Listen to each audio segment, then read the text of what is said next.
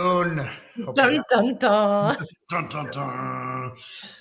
I'm a little congested today. I'm sorry.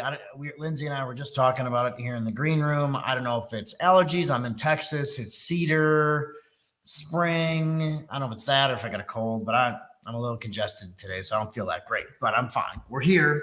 Show must go on. Kind of part of the deal. Lindsey, Badillo, how you doing today? I am good. The weather is beautiful, so Yeah, it's nice here too. I know I'm still trying to plan out my outdoor office of how I can do these calls outside in the sunshine. I haven't quite got there yet. But So one I thing, do, just so you know, I think we've talked about this a little bit, but I like Wednesdays are kind of our busy day. We got a lot of coaching stuff going on. I kind of pile all of my coaching meetings into one. I have one on Mondays, but then all the rest of my stuff's on Wednesdays.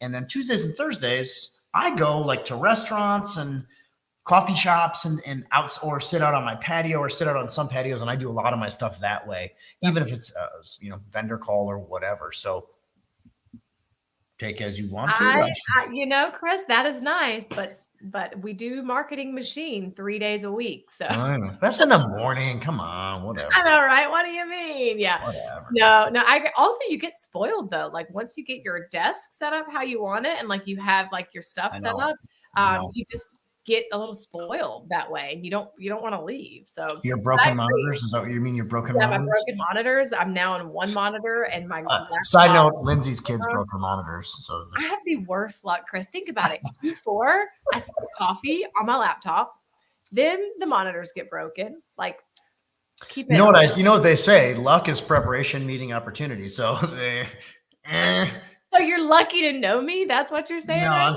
I'm saying maybe the problem is you. That's all I know. Maybe the problem is me. Okay, so let's actually talk a little marketing today. So very excited to be with you guys today. Something Lindsey and I were also pointing out in the green room, how easy this now is for us to come in here. And this is a great lesson we got a lot of our clients watching this. We also have a lot of you guys that are out in MSP or vendor land watching this, specifically on our IT MSP channels. Yeah. This is why it's important to go live. This is why it's important to do shows, to do events, to do live videos, to do webinars, because it becomes like, this is like, I think our 15th week in a row sitting here live at 12:30 Central Time on a Wednesday. We rolled in here. It was like an old married couple where you like meet up. We're like, "What's up, potato?" All right. No, actually, I said, "What's up, brotato chip?" Is what I said as I came in the room. Yeah, you're not wrong. But my point to you guys is, this is why it's important to do this stuff, because the delivery becomes very natural. You work together really well, and you get very comfortable doing things like this versus finding excuses not to do it. Like Lindsey and I are excited to come on here today because we get such good response every single week from our trainings that it makes it fun and engaging. And I had people messaging me and booking calls and all these other things to talk to us this past week, coming off of last week. And we had a guy, I actually had a guy, Lindsey, I'm going to read this. Okay. This is in my email, literally from last night. This guy was on the call last week. Let's see if I can find this. He said to me, I called one company like we talked about, and I emailed the checklist over to a CPA firm. This is a brand new owner. And Laurel, who I spoke with, is going to pass along the checklist. I said, he goes, I pray I didn't overstep in doing that. And I said, hell no, great job. He sent me an email on this. And he said, I'm expecting to hear back from the new owner tomorrow. If I don't hear back from them by tomorrow afternoon, I'll call and try and talk with the new owner. Wow. That's the kind of stuff that we're doing here. He's cold calling down, coming off of our webinar from last week. That's crazy. Trying something out that he's never done before. So that's what we want you to do here. And I know, like, keep in mind, former MSP owner here, okay? So which means I started out as a tech. I am now, I don't want to say the opposite of a tech, but I'm a marketer now. I'm a sales guy now. I'm a CEO now. And most of the people that I associate myself with think of me as very good at that. I don't think I'm very good at that. Lindsey doesn't think I'm very good at that. But but most of the people, I was talking to one of my business coaches this morning, and he's like, I need some advice from you. You're an expert. Like, he's my coach coming to me and asking me for Facebook growth strategies and all these. So my point is, be active, execute on the things we're working on, and pay attention to everything that we're doing, and just try. Like, it doesn't take much to try. Yeah, absolutely. That's huge. Thank you so much for sharing that with us. That was actually our homework from last week, was to go out and to make 20 cold calls. So if anyone else did your homework, please let us know in the chat so we can shout you out. And I think really just taking that first action says so much about you as a person, really, that like you don't know, you don't have the specifics. We didn't coach you specifically. We didn't tell you exactly what to do in a one-to-one call or a group call. You came in and you watched a live stream and then you went and did that thing. That's huge. So that's the kind of characteristics that will take you further than any copy and paste strategy. That's some internal stuff. So which is actually you mentioned that copy paste strategy, kind of dangerous because you're doing stuff just because you're told and there's kind of no purpose to it. So just be careful with that.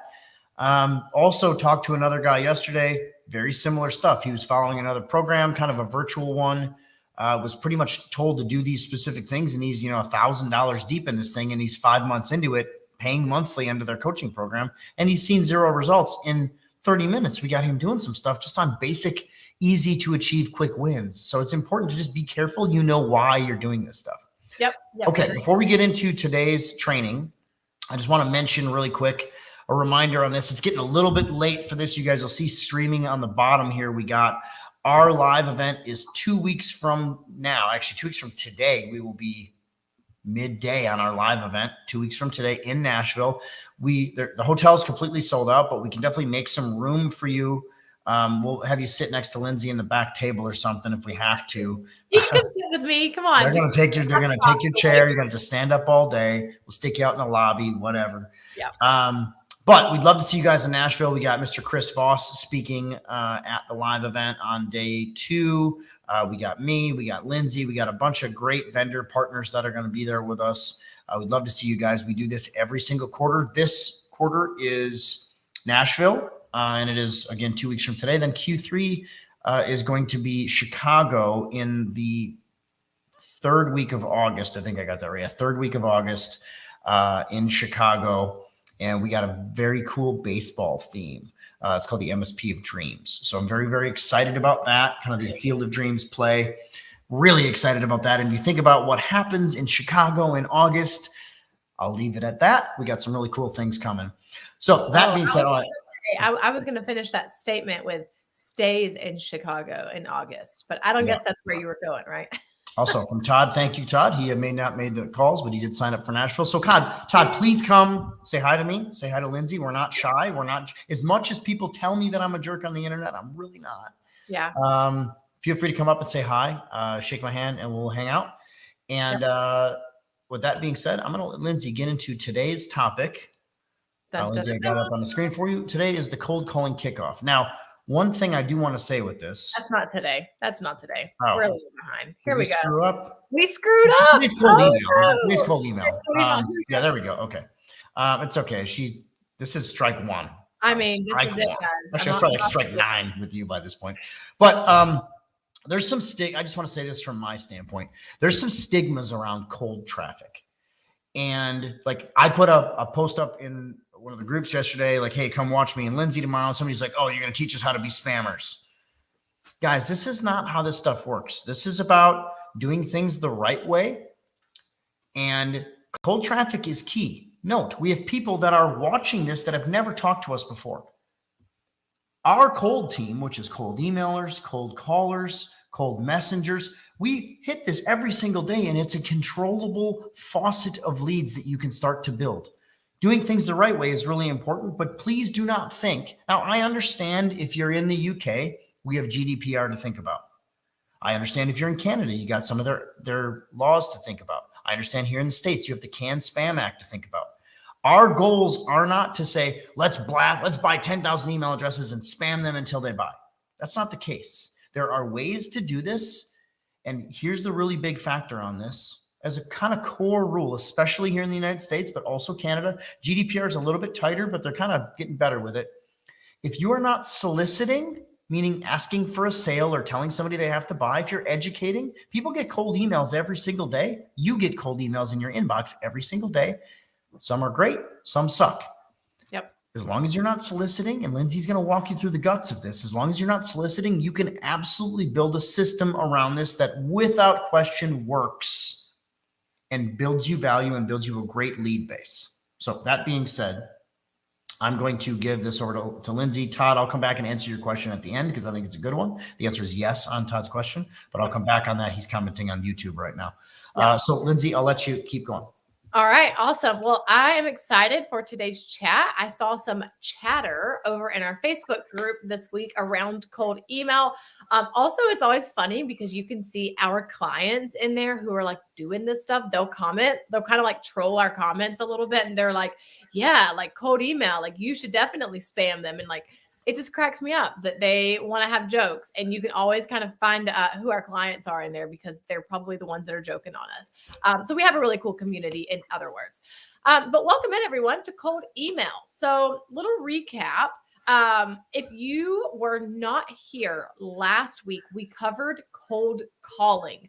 Now, the reason why we're going through this 4-week series and we're touching on cold prospecting so much was because last week we talked about, we actually had Logan Kennedy in with us. So Logan Kennedy is our, he kind of leads up our sales development team. So he literally does prospecting for our team for 7-figure MSP. He also does prospecting for our first-time appointments as a service that we offer to our elite members. So we actually had him on last week, and a large part of our conversation was around having the power to turn on the faucet, right? So whenever you want leads in your business and whenever you are in a phase of growth, you're in a phase of acceleration in your company, you know how to turn the faucet on. Okay. And whenever you're saying, all right, I need to step back, we need to tighten up our processes, we need to get new hires in, we need to hold off a little bit before we grow anymore, you know how to turn the faucet off. Okay. And this is where things get really, really important in you knowing how to do that. Because if you are solely relying on word of mouth, SEO, even, I love SEO. I think it has a great place in your marketing strategy, but it's not the thing that you can turn on and turn off, right? So word of mouth, referrals, SEO, even networking, those things are not controllable. They're not predictable. So that's why we've spent basically 3 weeks so far. And then we have next week for our last session for marketing, at least, talking about us getting in the offense. So this is us getting in the offense of our marketing strategy, understanding how do we turn the faucet on? How do we cold prospect without being weird spammers, right? So like without being the people who are calling you 1,000 times a day, buy our services, get the CSRA, you're going to be hacked, your information is going to be sold on the dark web. That's not what we're doing. Okay, so if that is currently in your talk track, please remove it because you're probably getting hung up on a lot. Okay, and if you missed last week's cold calling workshop or cold calling live stream, it was so good. If you're in the Facebook group, it should be located in the guide section up there, so you can go through and actually find that replay from last week. Yeah, and if you're on any platform too, you can go back on my personal and our 7-figure MSP LinkedIn wall. You'll see it. You can also go onto YouTube in the recorded, the previous live stream section. You can watch all of them. They're all there. If you're on, or if any of you just want to go to YouTube, just go to Chris Weiser, and then you can see my previous live recordings and they're there. Yep. So they're all like building on one on top of the other. Okay. So if this is your first week with us, hi, so happy to have you here, but you're probably going to want to go back and reference the previous 2 videos. That way you're with us, especially if you find today's video valuable and useful. It's really going to tie the pieces together if you follow us in order. Okay. Because everything builds on everything. All right, so let's talk about what are cold emails. So cold emails are they're emails that are sent to prospects that you have identified as, they could potentially use your services. They have not necessarily asked to be emailed by you. So this is the part where the stigma comes from. This is where people get a little like weirded out and they're like, yeah, that's spam. Yeah, no, thank you. I'm not going to do that. I don't want to be one of those people. That's terrible. I would never. So that's not what we're doing. Okay. We're not spamming people. We are going to actually, we talked about this today in marketing machine onboarding. We talked about our bank of reciprocity. Okay. So that's kind of like a big word, but this bank of reciprocity in our cold emails of where we're putting money into this bank and we're basically serving and we're delivering value and we're saying, hey, here's this webinar that we're doing. Come in, come hang out with us. Come see what it is that you need to know about the upcoming Federal Trade Commission safeguards. Hey, come on in. I'm going to be teaching what it is that you need to make sure your IT department is doing to ensure that you're protected. Hey, come on in to this masterclass where I'm going to be sharing why it is that you need a cybersecurity risk assessment. So I'm depositing money, like figurative money, into this bank of reciprocity. I am giving first. I'm never assuming anything. I'm never pitching myself to death. I'm not pitching any sale actually in any of these cold emails. I'm depositing money into this bank of reciprocity. I'm going a step. I'm going to give first, right? Because in any type of relationship, someone has to give first. And whenever you are making a sale, it is a relationship of sorts. You're building a relationship and someone has to be willing to give first. So whenever you're sending out your cold emails, I want you to remember that we're depositing money into the bank of reciprocity. I'm not expecting anything. I'm not getting mad whenever people are not responding. I'm not taking it personal. I'm not getting jaded by the process. I'm not or quitting really quickly. That's another factor is I sent out 20 emails. I didn't get 20 responses. I quit. You're not going to. You're just not going to, right? Like you think of it as I'm putting money in the bank. I'm putting money in the bank. I'm putting money in the bank. Okay. And then understand the larger strategy. Okay.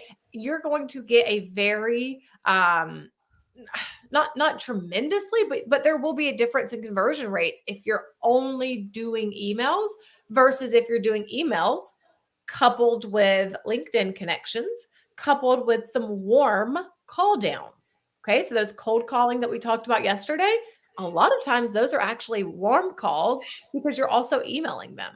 So you're emailing them and you're saying, hey, so this is Lindsey from ABC Tech. Yeah, we sent you over the checklist last week that you requested on the FTC safeguards. Did you have a chance to look that over? So now you've used this email strategy. You've coupled it with your calling strategy. You've created another touch point to build relationship. We're depositing money into the bank of reciprocity. And now I'm moving them to the next step of my pipeline, which in most cases we recommend to be your webinar or to be this type of educational event, similar to what we're doing today, a little bit different in terms of the strategy, but very similar, where you're able to air your expertise. You're able to show up in a video format. Someone's listening to you for 45 minutes. That's a big deal. That is a huge, huge deal. You're serving, you're educating them, you're informing them on things that they need to know about. Okay. And you're putting the ball in their court. So again, have I said you're going to pitch them now? You're going to try to sell them on the CSRA. You're going to scare them that their information is being sold on the black market. No, not at all. The opposite of that. I'm serving, I'm educating, I'm giving, I'm depositing money so that now we're creating a really informed buyer so that whenever they get on the call with me, they're already there. They understand. They get it. They're saying, yeah, I was watching your webinar and you're right. Times are changing. Cyber attacks are way up. You know what? And this new FTC stuff is coming out. We've currently got an IT department. I'm not sure that they're doing the things that we need them to be doing. So I think we need some help. Okay, great. So what's happened is you have now exponentially sped up your sales process.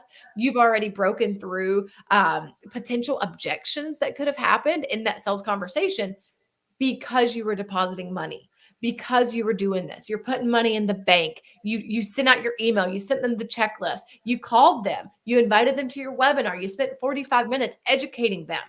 Okay, now you've created this informed buyer so that when they get on the phone with you, they're already ahead of the game. You're not having to drag them. You're not having to drag them through the mud through your sales process. Like, come on. I got to convince you that you need this. Come on. Come do this thing. Come on. You need to get the CSRA. Here's why. Come on. You've already done that through all of these small but mighty moments that have led up to this point.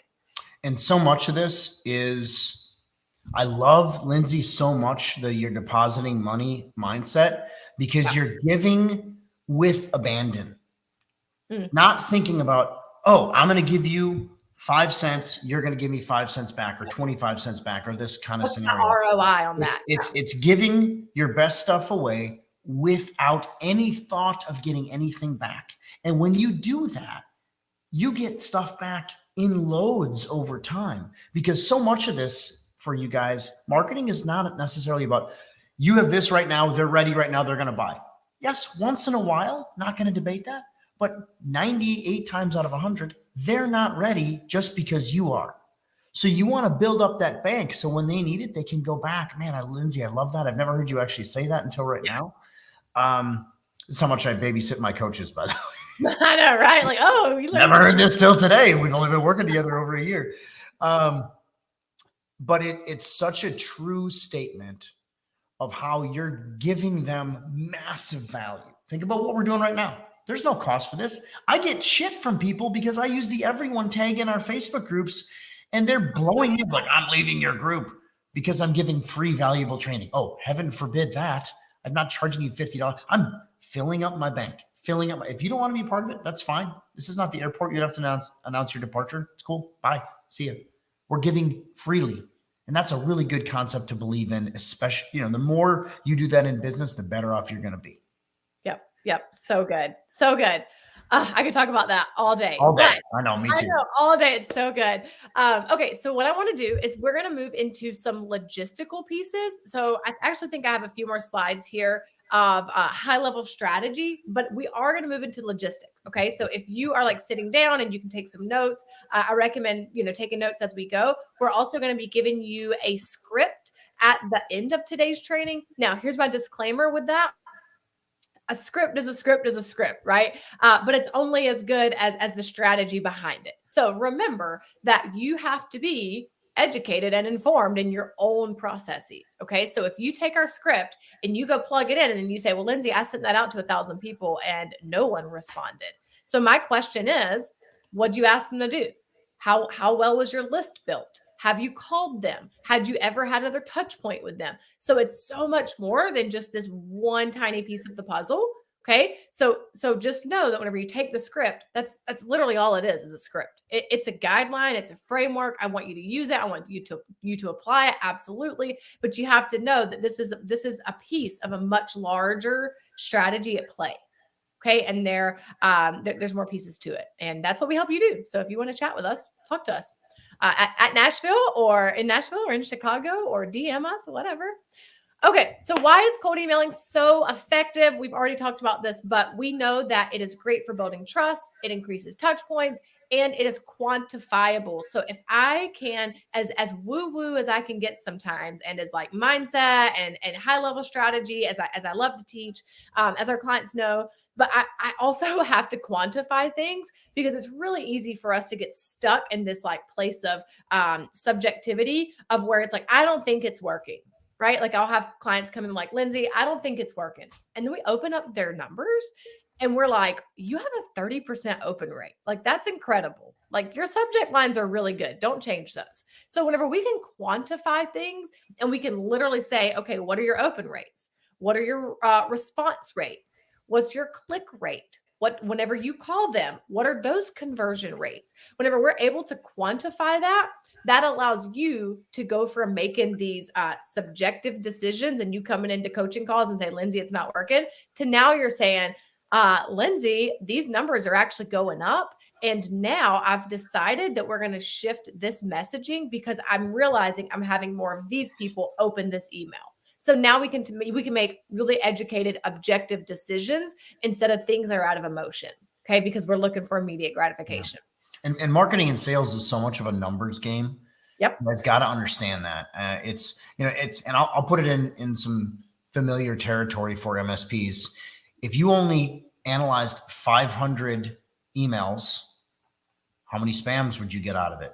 Maybe on some clients you get 0, but maybe on some clients you get a ton. And you can't base your entire scenario on, we're never going to put spam protection in because we analyze these 500 emails and we didn't get any spam. You have to prepare for what's there. So sales is a numbers game. Marketing is a numbers game. And it becomes a system. Everything measured or everything reported on improves exponentially. And that's really important. So you have enough content out there that you can develop a sample that you can go back and look at. And this should turn into a system. Now, one thing I want to say with this, and Lindsey, I know you're going to cover this a little bit more. Yeah, go ahead. Just because you aren't good at this doesn't mean you should just dump this off on an agency and forget it. And it's a really important concept because I know you guys very well. I was one of you for a long time. He knows you. And I know you want to take this entire thing because I see most MSPs, and Lindsey, we see this in MSPs that want to use agencies and all these. We just want to pick this whole thing up and plop it on some type of MSP firm that does this for me and just delivers appointments in my inbox. Mm-hmm. There are so many variables here that require your attention, your expertise, your fingerprints on it. We're not saying you have to be an expert at delivery down the road, but you surely need to start to move yourself. Note, I said earlier, I was a solo MSP owner in the beginning. I have migrated now. I'm not even a solo MSP coach at this point by design. I'm probably the coach that sees our clients the least in our program. The rest of my team, Lindsey, Cindy, Ryan, the rest of our team, they're seeing everybody so much because I've migrated myself into being a CEO now. So you got to start to learn the things that you aspire to be good at. And that includes marketing. That includes understanding the strategy. We talked a lot about this last week with Logan as well. It's really important that you understand the strategy around this whole thing, not just dump it on somebody, because all you're going to do if you dump it on somebody is you're going to also dump wheelbarrow loads of cash on them in order for this to succeed. It's the only way you're going to scale it. It's not systematized. It's their way. You want this to be your way with your fingerprints, your system, which means you got to learn how to do some of this stuff in the beginning. Then you scale and dump it off. Yep. You dump it off. We're going to leave that there, but absolutely, Chris. And on that, like, I think it's so important that, like, we don't want you to be the one that's doing these things forever. Like, we want you to get to the point to where, again, I think it's like a theme here, really, that you're educated enough to then go to an agency or maybe you want to bring in someone internally, such as your SDR or such as, a marketing coordinator or someone that you can bring in internally and say, here's our strategy that we know works. We've done this. I've done this. Here's what works for us. And here's how I would like for you to run with things. Now you can put your own spin on it, but when you loosen up those reins and you let that team or that agency put their own spin on things, you know how to control the process. So if you notice that it's not working, you have the experience and you have the prior knowledge to jump in and say, okay, wait a minute, I think we need to shift this. Or wait a minute, we need to do that, right? So that's also a really good point to why we structure our sales process the way that we do. Most of our clients don't come in as closers. They're not closers. They're not salespeople. They may be people. Like, we have some very friendly people in there. A lot of them are not to begin with, but most of them are not closers to begin with. But that's why we teach them to sell. We teach them that process. And then eventually they can bring in those team members. But the reason is, when the economy goes down, whenever it changes, whenever the market changes, whenever things are weird, they're able to jump back in and they can close the deal, or they can jump into their cold email strategy and they know how to navigate and do it accordingly. So that's our riff on that. So the chat is so quiet today. Where's everyone at? Y'all talk to us. Tell us if you're picking up what we're putting down. I think that's how that goes, right? Note also, last week you were asking for some comments. You have not asked for any. So I have not. You're at fault on that one. Oh my goodness. Okay, so I got some stuff over here now. See, now we're getting we just got this from Carl. I'm here. What's up, Carl? Hi, Carl. Carl is awesome. Carl's one of our marketing machiners. He is I would say the poster client, poster MSP for showing up and being willing. Carl, I hope you don't mind that I'm like talking about you right now, but being willing to jump in and learn these strategies so that he can get to the place of, I'm going to hand this off. So I will also say Carl's really evolved over the last few months here, like watching. And Carl, I'll say that we know each other. Comes to our live events.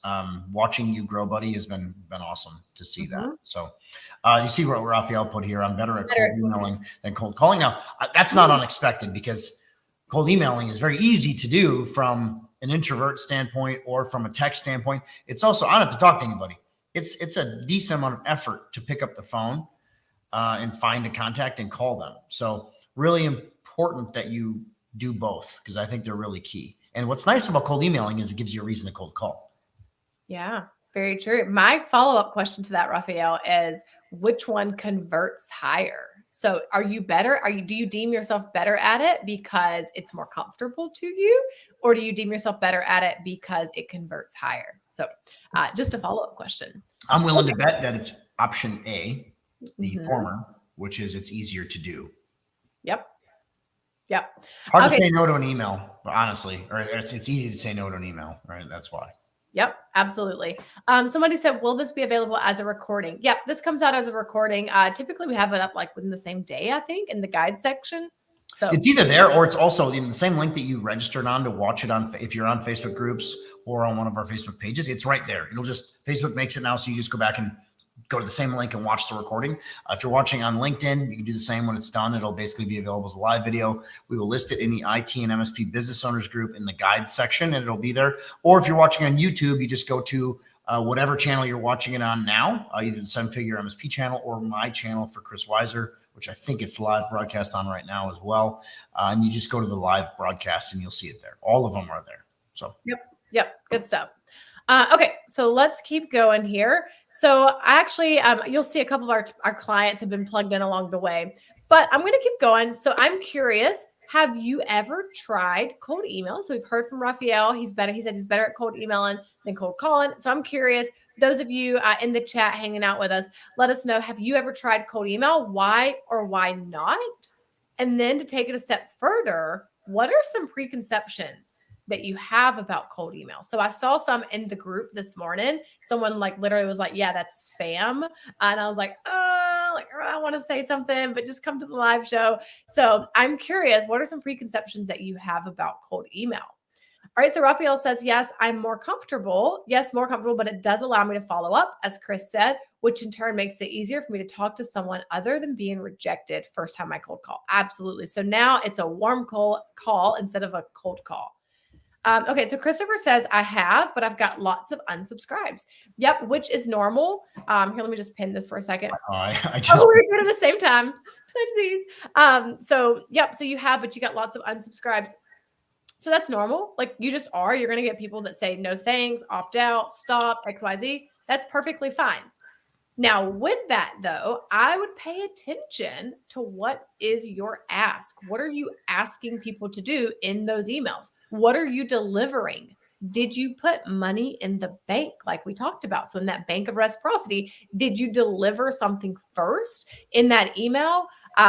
Or what was the tone of those emails? So and usually the ask from MSPs is, are you looking for new IT people? Are you looking for a new IT guy? Do you want to talk? There's no value in that, guys. There's nothing that your client cares about or your prospect cares about in asking them if you have that. But if you gave them something of real value that they almost can't say no to, you'll see the scenario completely change. So that valuable, and what I get back is, well, I don't want them doing their own IT.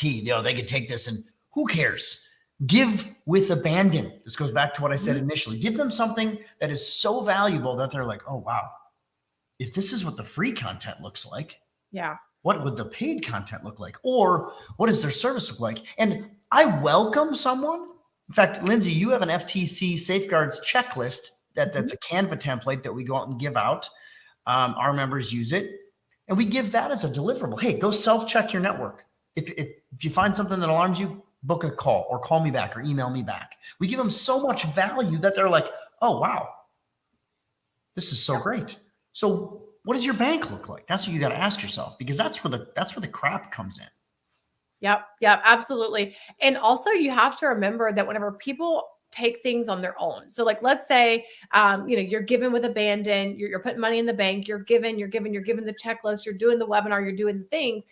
There's only, and it's just human nature, right? Like there's only so much that we can do by ourselves. So whenever you give to Mr. Business Owner is busy doing business owner things. So he can only do so much. So even if you give him that checklist, I truly hope that he reviews it. I really, really do.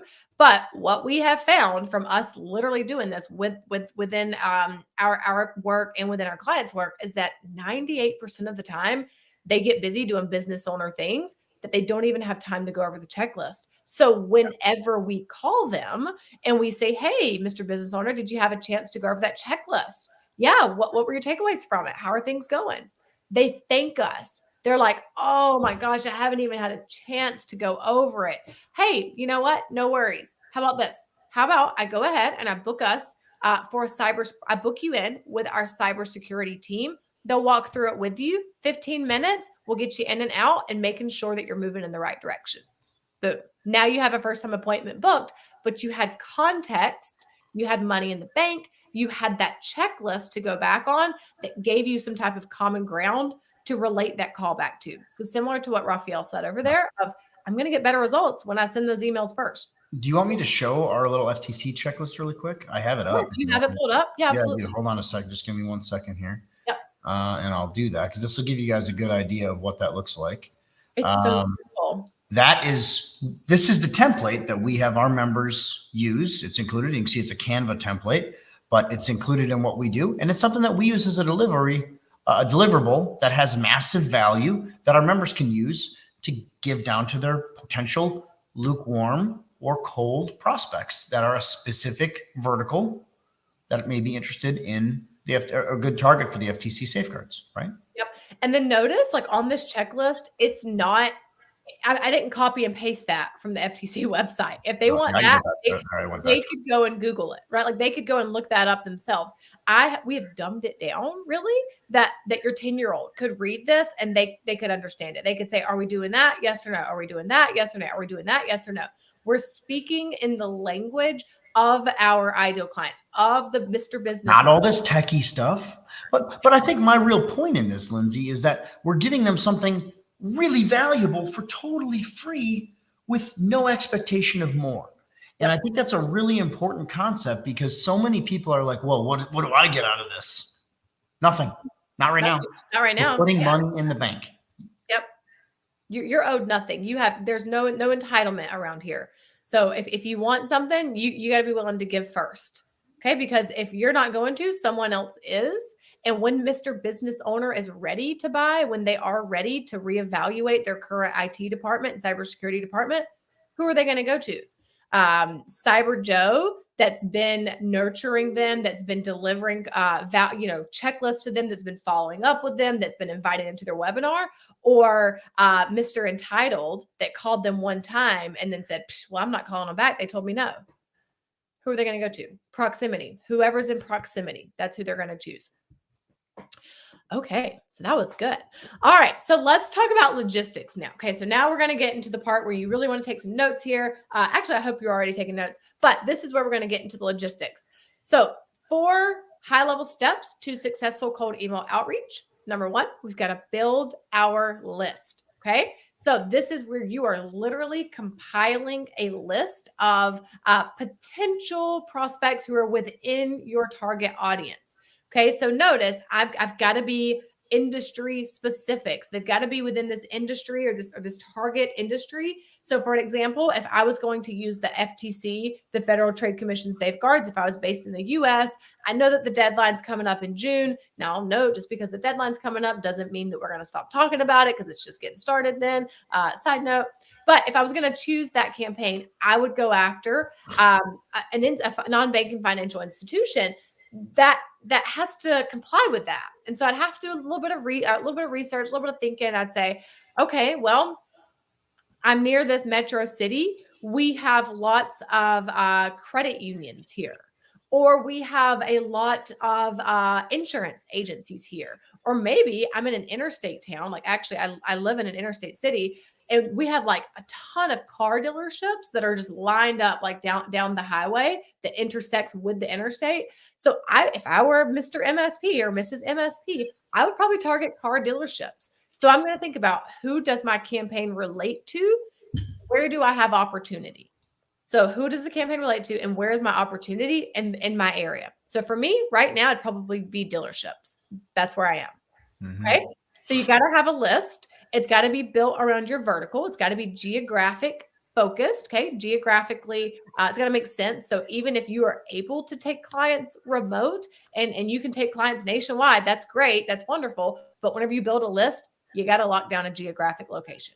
Okay. And if you say, well, it doesn't matter, I'm just going to build a list for the whole country. Well, that's great, but you're only going to get so far, because in your email, which I'll show you this here in a minute, you want to establish some type of relativity. So some type of connection, some type of common ground in that very first line. So for an example, if I was going to target dealerships in South Georgia, which is where I live, I would say, hey, Billy Bob, saw that you were a Buick dealership in the South Georgia area. The weather has been beautiful recently, right? Hopefully you're not sniffling from the pollen in the air. Okay, right? So I'm creating relativity. So then I go into why I'm contacting them. And we'll talk about this in a minute. But the big takeaway here is we've got to be specific in our vertical and in our geographic location for this. Okay.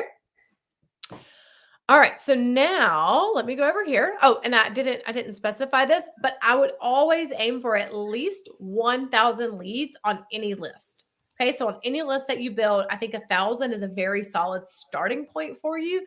And this is going to allow you to make some decisions based on those 1,000. So if you send out this campaign and you're getting like 0% opens, well, that tells me we got to change up some subject lines, either that or we're going to spam, like something's happening and we're not getting the deliverability, or our subject line suck. Yeah. And I will tell you guys, so many people kind of dismiss the list. The list is like, your deliverable is critical. Don't get me wrong, but it all starts with the list. And I use this, we're kind of in a, especially here in the States, we are in a politically charged climate all the time right now these days, right? So I'll give you a great example of this. You could have the perfect deliverable, the perfect ad, the perfect landing page, the perfect webinar. All this stuff could be perfect, converts 100% of the time. And if your message was Republican and your list was Democrat, how well would it do? So it's a good example, and I'm not going to get into any politics on this call. I just want to give you something that everybody in the United States, at the very least, and most of you guys around the world can relate to that also. So that's how important your list is, and it's really critical that they can relate to you. Lindsey mentioned something about relativity, that locale relativity. Now, I will tell you, our firm is a worldwide entity, but our relativity comes down, and we work 100% remote. We work from anywhere. Lindsey's in Atlanta. I'm in Austin. I don't have anybody else here in Austin with me. We got people all around the world working all this stuff. Our relativity is vertical only, meaning we work with only managed service providers. I have companies come to me that are public entities. I'm not publicly traded, but non-MSP businesses. And I'm like, nope, I'm good. This is who I focus on. This is who my messaging is. So my relativity is building myself up as a massive brand and a name inside of the MSP community. So you can do it both ways, but you kind of can't commingle that, at least not in your marketing messaging, because it gets really confusing. And I kind of have a thing that I've built up, and I say over the last few years here, the confused mind says no. Yeah. They're not going to do it, or they don't act. At the very least, they do nothing. So it has to be simple, easy, relatable, boom, to them. And really quick, Lindsey, somebody had asked about the D7 lead finder. I understand that he found it. What is the D7? Yep. So D7. I got it here on my screen here. This is what I'll just go back to my thing. It's just D7 lead finder. It's a paid lead generation platform similar to Crunchbase or Apollo or Seamless.ai or even Sales Navigator. We just include this as a search engine for basic list building inside of our elite program. I think somebody mentioned that here in the chat, but it's really important that you have some way to build a good list.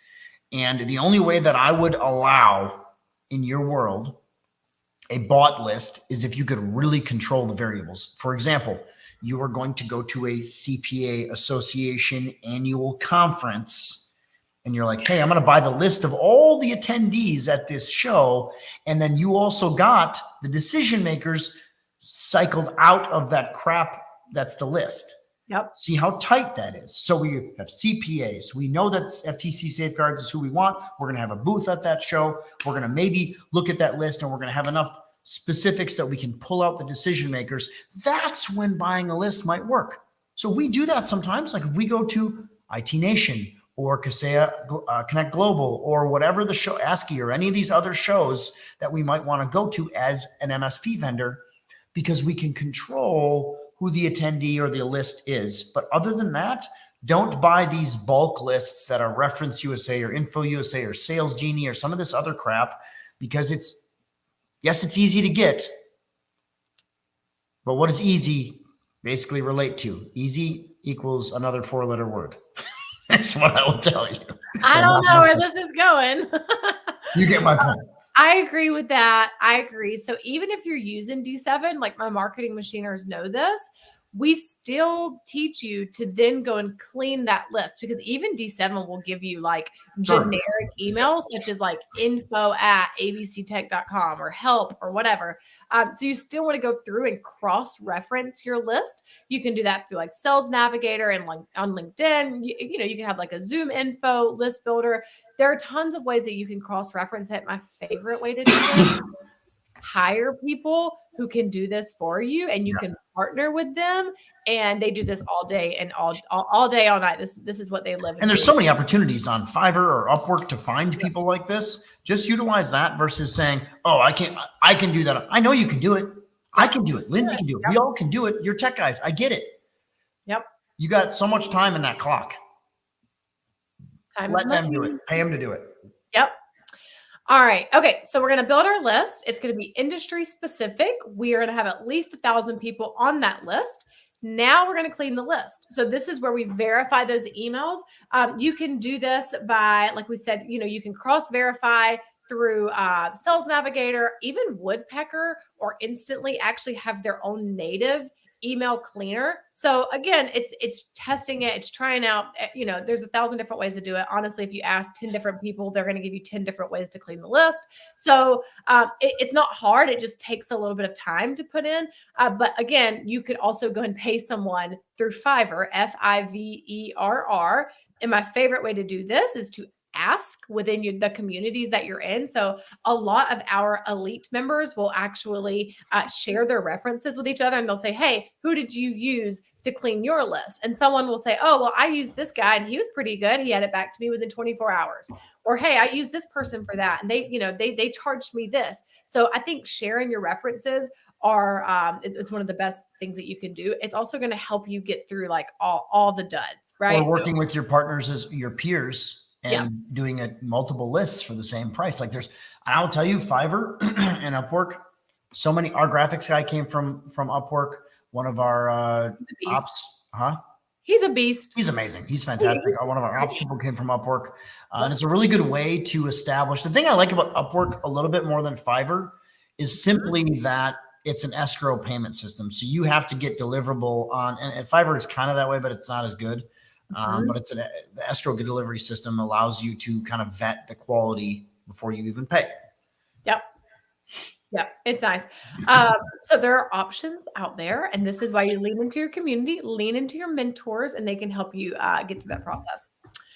Okay. Step 3. So now that you've built your list, you have cleaned your list. Now you're ready to build the scripts. So again, like anybody can sit behind the computer and they can build a script. They can do these things. There's no reason why we can't do this. Every single one of us watching this right now could be sending these emails, could be nurturing this traffic, sending them to their webinars or sending them to the checklist that we literally just showed you guys. So all of us could be doing this. It's not hard. It's just blocking out the time to do it. Okay. So whenever you build your list, couple of pointers here. You want to have a few variations of this. The easiest way to do this is to use ChatGPT. If you use ChatGPT to create different variables of the same email with syntax, it will literally generate the list or the variations. It's damn easy too. Right? It's so easy. I know we could have done like a model of that. You want to keep your emails short, sweet. I like to say less than 100 words in your email. So sometimes I've seen, and this is, hey, you don't know it. You literally don't know it until you know better. Okay. So if you're doing it a certain way now and it's working for you, keep doing it. But if you're doing things and you're like, I don't really think this is working, please be open-minded. Be open-minded here and then go and make adjustments. Okay. So if you are sending out like super long emails and, maybe you're asking them to do like 9 or 10 different things and you're like, oh, we offer cybersecurity. you can go check out our website, or you can grab our free book, or you can call us, or you can like all these different things. Pick one thing. We have one thing. I am literally, so our clients that are hanging out in here, Carl, Dan, today in our elite call, I'm literally going to be teaching today on the power of one. So one call to action, one message, one solution. So whenever I'm sending these cold emails, I have one thing that I want you to do in that email. And you can bet money that by the time you get done reading those 100 or less words, you're going to know exactly that one thing that I want you to go and do. Okay. So, and it's most likely going to be grab our checklist or reply with the word yes to get the invitation to our webinar. Most cases. Okay. Let's see. You're going to get the highest ROI when you have a soft call to action. So again, we've already talked about this, but we're not selling the CSRA. I'm not even talking about the CSRA. I don't even know if I want to work with you. I don't know if you qualify to get to work with me. Okay. So I'm not selling you anything in this email. Logan from last week actually had a really good way to put this. He said, I'm not selling the end goal. I'm just selling you the very next step. And every single touch point I have with you, I'm selling you the very next step I need you to take. Okay.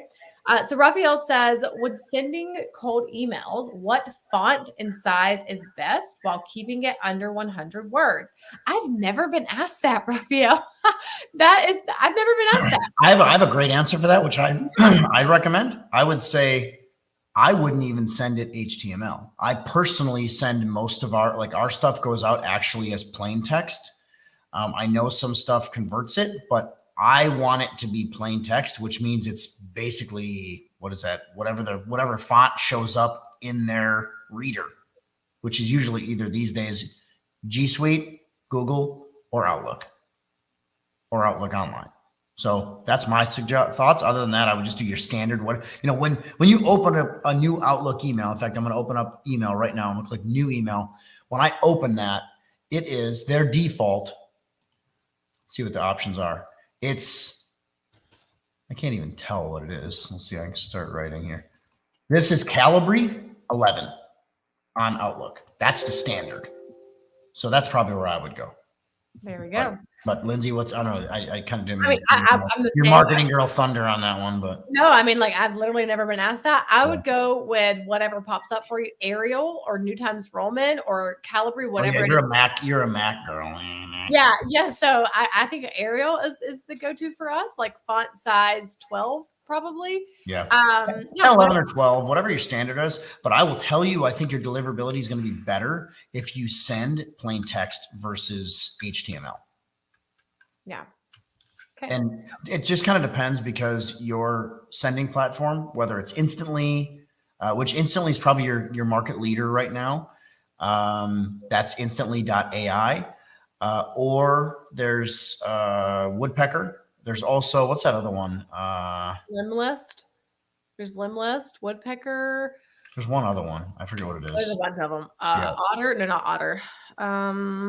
Otter's LinkedIn, I think, isn't it? Yeah, it is. It's LinkedIn automation. There's another one that's out there, but I would say Instantly should, and their stuff just chooses that. It's not even an option. It just sends. Yeah, I was like, I don't even know if it's an option. Yeah, I don't even know. Instantly is not an option. So yeah. Okay. Cool. Well, thank you for asking that. That's a tech guy if I ever seen one, Raphael. All right. I think we hit that at the same time, Chris, again. Yeah, I got you. Okay. Thank you for the acronym also. So you just, those of you that are tuning in with us, you probably just saw where Chris added in the CSRA equals cybersecurity risk assessment.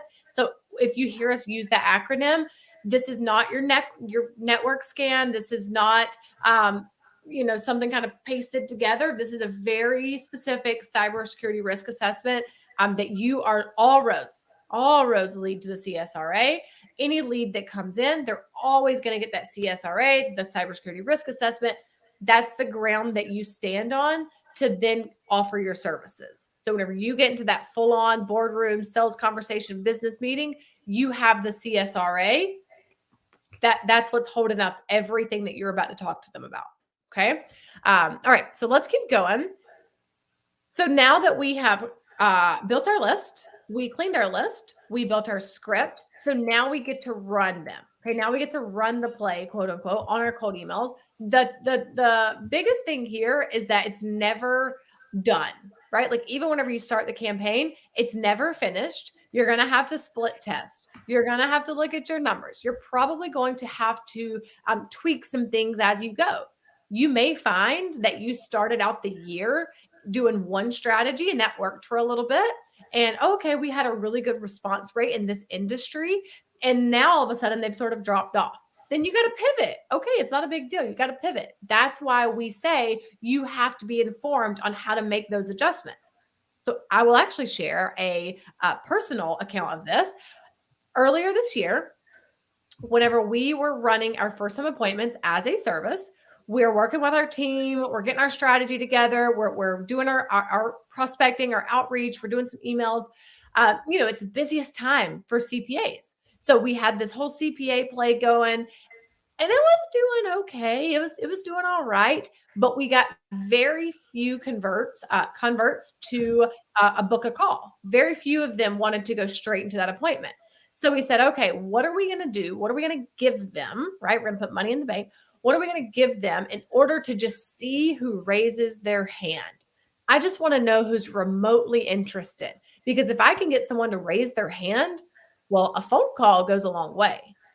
A second touch point goes a really long way. So we came back together. We said, okay, what are we going to do? Let's put together a checklist. That's literally how the checklist was born that you see right over there. We ran the checklist. We saw that it worked. Our conversion rates went way up. We had people raising their hand. Now, again, 99% of those people never looked over the checklist, but that's why we call them. And we say, hey, how's the checklist going? Yeah, what did you guys take away from it? Oh, we haven't had a chance to look at it. Oh, no worries. Let me book you into a call. Boom. We saw that it worked. Now we rolled that out to our clients. It's proven. It's done. We had to make a pivot, and we found out what worked during that time. Okay. So you have to understand your job is to market. Your job is to bring leads into the business. If you are CEO, if you are SDR, if you are marketing or sales department, your job is to bring leads in. Okay. So you cannot take the no's personal. You can't take the unsubscribes personal. Okay. It's just data, and data drives decisions. So triple D, data drives decisions. We got triple D energy. Data drives decisions. Diners, dive-ins, and drives? Diners, drive. That's it. Yep. That one. That is it. So remember. I'm a child. You guys got to understand I'm a child. He really is. We have to babysit him. So even whenever you start these things, you're still going to have to go back through and make sure that you're keeping, you're keeping an eye on it. You know what's working, and you know how to make pivots as necessary. Okay. All right. So let's go ahead. I'm going to quickly move through our script, because again, like the script is really the easy part. It's really not hard. And I'm going to give you a script whenever we leave from here, but it's super simple. Part one, and it's 3 parts in total. Part one is that, relatability, or that relativity that we're establishing in the beginning. We're saying, hey, saw that you were a CPA in the XYZ area. Hey, saw that you're a dealership in South Georgia. The weather's been beautiful lately. Hope you're not sniffling, right? So again, like it's coming back to how simple can I make this? I'm not trying to sell you. I'm not trying to be spammy pammy. I'm just trying to get you to let your guard down just a little bit. Okay. So step 1, greeting and relatability. Step 2, what's the purpose? Why in the world are you emailing them? If they get 20 words into your email and they still don't know why you're in their inbox, we're not doing something right. Okay. We've got to be very, very clear about our purpose. I'm not going to put a fancy spin on my words. I'm not going to sugarcoat anything. I'm not going to tell you that I'm a best-selling author. I'm not going to tell you that we've been in business for 30 years. They don't care. Like, frankly, they literally do not care about who you are and what makes you so great. Not yet, right? We have to put the money in there first. Okay. I am reaching out because we help XYZ help protect XYZ from cyber attacks. I'm reaching out because cyber attacks are way up, and we want to make sure that you're protected. I'm reaching out because the Federal Trade Commission safeguards go into effect in how many days with that? 36 days. And we want to make sure that you're prepared. Okay, so see how it's one sentence. I'm reaching out because XYZ. That's it. That's all I'm saying. Okay, part 2. Part 3, here's my call to action. So we've been relatability, purpose, call to action. So this is that one thing. Remember the power of one. This is that one thing that I'm inviting them to do. I'm never telling them to go look at my website. Oh my goodness, please do not put a link to your website inside of your cold emails. Okay, I'm asking them, or I'm calling them to go take that next action that I want to take them to. Okay, so for an example, we're hosting a webinar or we're hosting a training on protecting your business from cyber attacks and avoiding penalties due to the new regulations. Do you want an invitation to join? Reply back with the word yes and let me know. All I'm doing is I'm getting them to raise their hand. Now, the reason why we asked for a reply instead of a link, a couple of different reasons. I want to know who is interested. I want to see who's raising their hand. And I can track link clicks, yes, but I want to know who's going to go so far as to reply back and say yes. Those are my hottest leads. That's where I'm going to begin my day. That's where I'm going to end my day. I'm going to start and end my day with my hot leads and with my warm leads. That they're closest to the money. That's where I start and end the day. Okay. I can't track that by someone who just happened to click on the link. I don't know if they're interested. I don't know if they looked at the page and they were like, not in a million years. I don't know. I just don't know. So I want to see who raises their hand. Okay. That's from my perspective. Now, the second piece of why I'm asking for a reply rather than dropping a link right here is also for deliverability. So just email wise, if you are sending out cold emails and you're dropping links in that very first email, you're going to have a lower deliverability rate. Okay, because what happens is the mail servers, I don't know how it all works, but the mail people, basically Google, whoever says, oh, this person has never emailed this person. And now they're sending them a link. Oh, wait a minute. This domain is also sending out 999 other people with links. That's spam. Let's send you to the spam bucket. Okay, so ask for them to raise their hand here. So we've got greeting, purpose, call to action. All right. Anything that you'd add there, Chris? No, I think it's just really important specifically what you stated there about do not put a link in, because most MSPs think their website is attractive and valuable. It has nothing that the client wants. In fact, most websites are nothing against whatever your websites are, but they don't convert. That's why we recommend actually landing pages over websites, because they have one goal, and that's conversion. Yep. And regardless of that, we want the person reading it saying, ooh, I want this, and replying, at which it's no longer a cold email at that point. They've said yes, it engaged it, it's moved forward. So I think you killed it. I think the only thing that I would add on this is, and this is more of a personal thing, I'm much more of everyone messages us. Like if we put a post up that says, who wants my best cold call script? I'd have a billion people say, yep, I want that, I want that, I want that. Mm-hmm. I am very much a bullet point message builder, which is we don't want you to send a script. We don't want you to have a script when you cold call or any of these other things. We want it to be real, and we want it to come across genuine.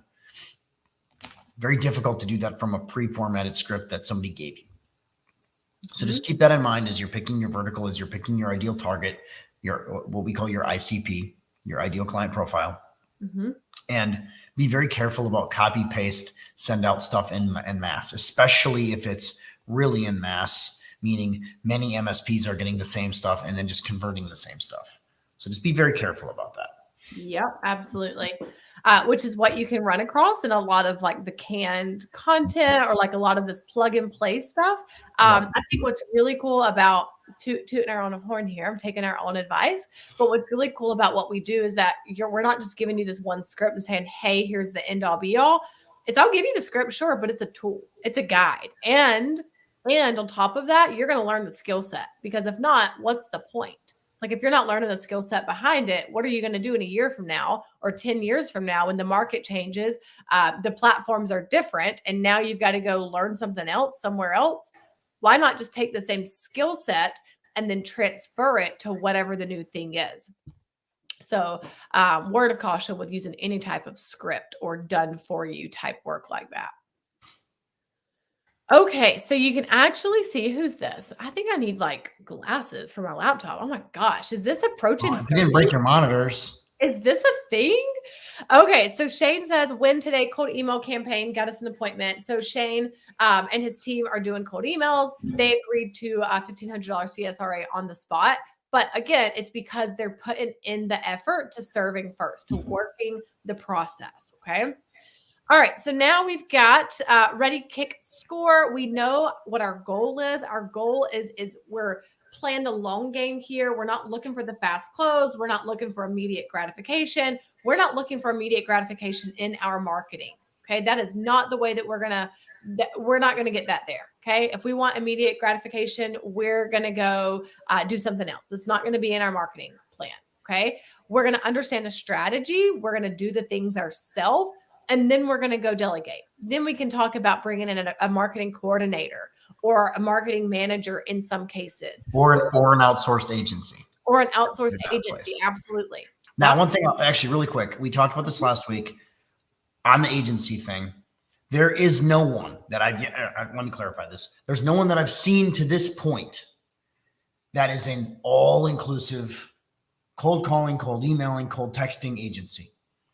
We internally have all of these systems in place, but nobody does all of it at once, including us internally. So we have a cold email team. We have a cold calling team. We have an ads team. They're all separate agencies that we work with. We run the strategy. Yep.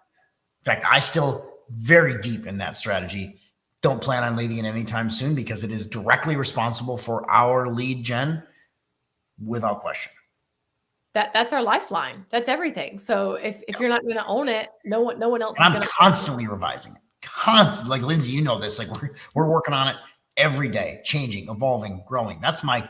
Other than service deliverability, the three things that I really focus on now: service deliverability or service quality, which is our program, client retention, which is very high for us, and lead gen. And it is my job to fill my sales team's calendars with appointments, no different than any of you. I want to say that again. It is your job to fill your sales team's calendar with appointments, not hire a sales guy that you turn into a prospector, not his job or her job. Your job to fill that calendar. And you want closers. And, you know, like I put up an ad 2 days ago. We're actively hiring closers all the time right now. My job, and when they come in, calendar will be full. Yep, absolutely. Let's add a fourth thing to that list, Chris. Simulated golf. What? Simulated golf. That's a fourth thing. Yes, I'm building a golf simulator in my house, guys. I take it. My wife's pissed for the record because I took over an entire bedroom. It's now the master's room. So, yeah, I don't know. Big debate in the Wiser home about this, but it's a sensitive subject. It is a little bit. Wife's not super happy, but hey, I'm a big fan. I need to get my swings in, bro. That's what I say to her. Got to get my swings in. So I'm like, would you rather have me at home or in the bedroom? In the master's room. In the master's room. I'll be in the. She just rolls her eyes at me, and yeah. All right, guys. Okay, so this is gonna put a wrap on today's cold email workshop. Now, before we go, I do want to make sure that you guys have our deliverable for the day, which is our cold email script, and you get the guide also. So if you follow this link right here, there's no opt-in, like you don't have to enter your email address or anything. This is sevenfiguремsp.link/cold email. Okay, no dashes in that, so /cold email. And that's going to take you to literally our asset of where you can follow that guide, that 3-part guide, and you can take a real script, and then you can start running that process. Okay.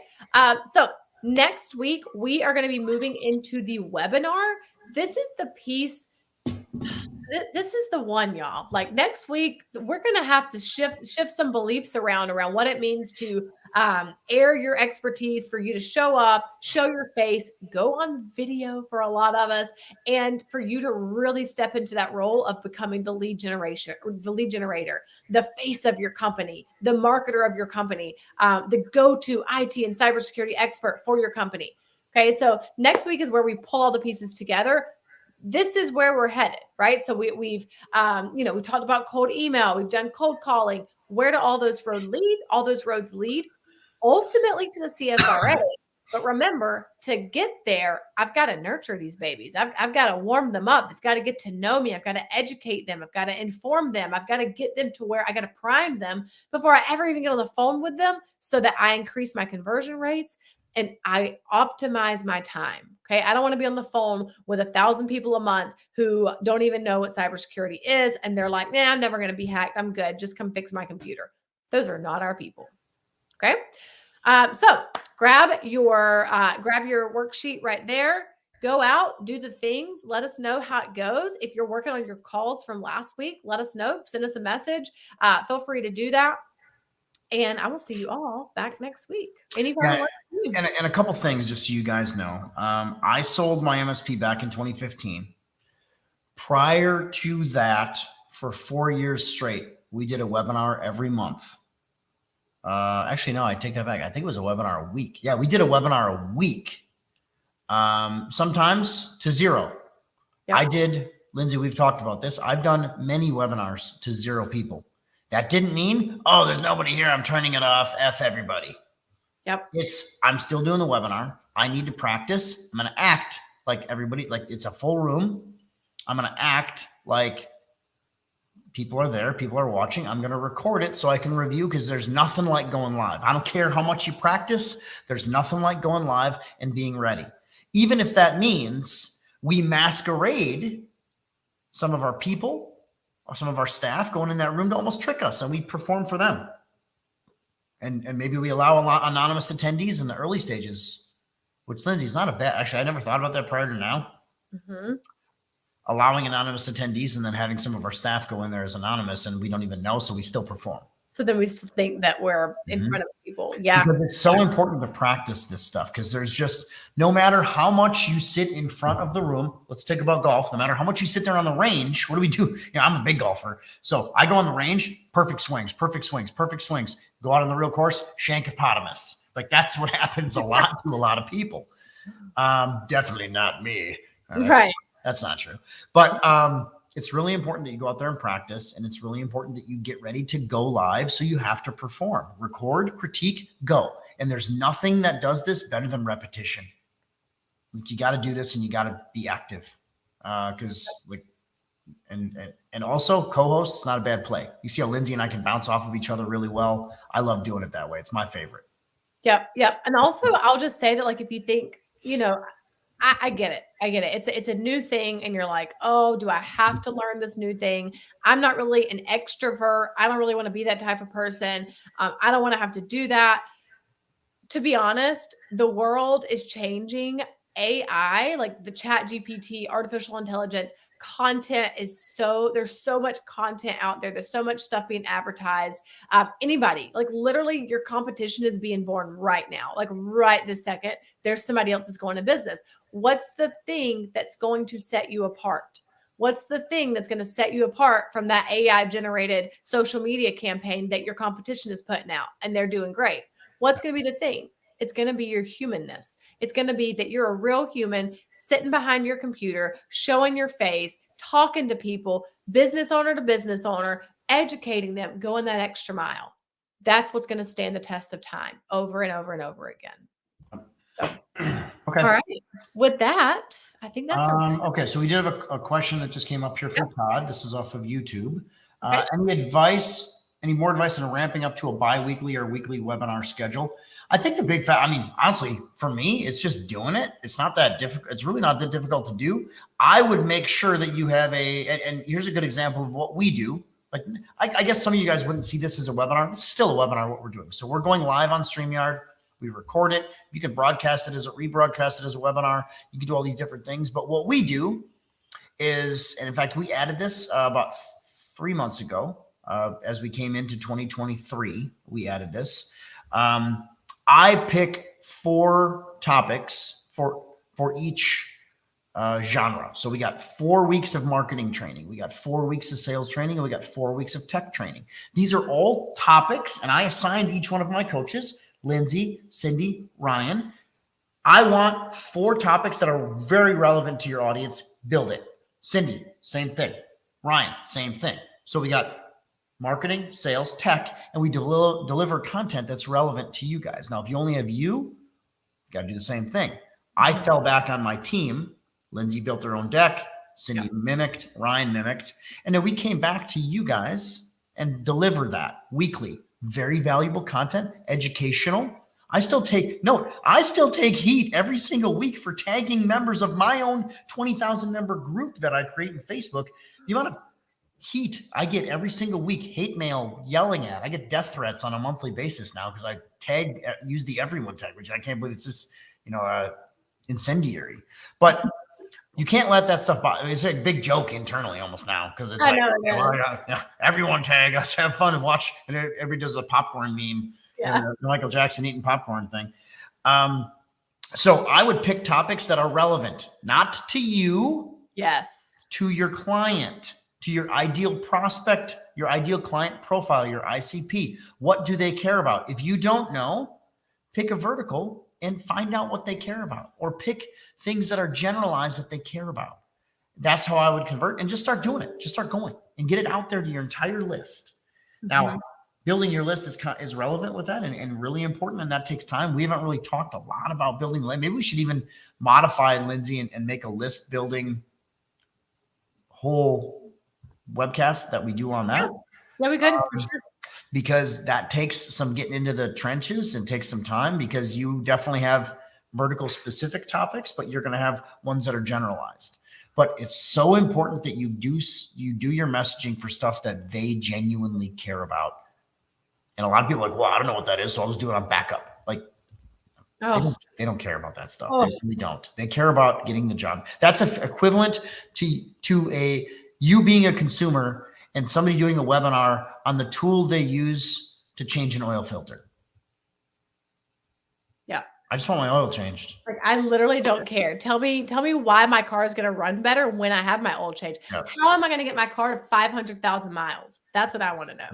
Yep. Also, to add to that, Todd, just so you know, like, to put it into reference, the cadence that we recommend to our marketing machine members is a webinar per month. So I don't know what you're doing right now. If you're doing 0, I would start with a webinar per month. We recommend a 14-day launch cycle of your live webinar, and then doing a 14-day launch cycle of driving them to replays and first-time appointment. And then you just repeat 14-day launch cycle to the live webinar, 14 days to the replay and your first-time appointment. And then you repeat over and over and over again. And I think the biggest thing I'll say, and we'll get going to, and Christopher, thank you for your comment there as well. A couple things that I'll say with that is you guys are going to be looking for perfection. Mm-hmm. There is no such thing. And what happens is the search for perfection turns into lack of execution. So just go. The only thing better than perfect is done. And get rolling, do your stuff. And the amount of battles we have with our members about getting their webinars perfect. It's actually not as bad anymore, though. Like, but now, because they're actively participating and we are hammering them with content and doing all these different things. But it's so important to just go. And so much of this stuff, and if there's any superpower that I have as a business owner and an entrepreneur, is I don't have imposter syndrome, and I just go. Like, I don't care what happens. Lindsey, I think you've experienced that in the last year. Like, I go so fast sometimes that we stumble on the way. But the crazy thing about that is we never would have gotten anywhere near stumbling if we wouldn't have started. So, and so many people are like, oh, I got to have this perfect here at the start point. And by stumbling, I'm getting there. At least I'm out of the blocks. At least I'm going, and then we figure things out, and the results kind of figure themselves out over time. But execution is what drives you to the next level. And your job now in this market, in the MSP market, is not to be, please do not mean, none of this means that it's allowing you to be a shitty tech. Okay. Important that you're a good tech. Talked to a guy last night. He's like, man, I'm CASSP. I have all these certifications and I can't figure out how to sell deals. That's it, guys. You could be the best certified everything in the world. And if you can't sell anything, it doesn't matter. That's what matters. You got to get your message out there. And that's why certain people are better because they're just not afraid to go. Yep. Okay. I know we got to run. Lindsey, great job today. One last thing from Todd, which is cool. Good to see some YouTube participation today. I'd love a list building call. Not that I don't know anything, but rather that I can build better, because everything starts with the list, guys. It's so critical. So, okay, I'll let you guys go. Lindsey, Badillo, great job today. We'll see you on the Elite All Hands call. We have our coaching calls on Wednesdays. So we got our Elite All Hands call at 3 o'clock. One last thing I'll tell you guys. If you have any interest in talking to me, take a look at this. I'm doing some sales calls right now because we're revamping our entire process. You get a chance to talk to me live. You can go here, VIP invite, reach out.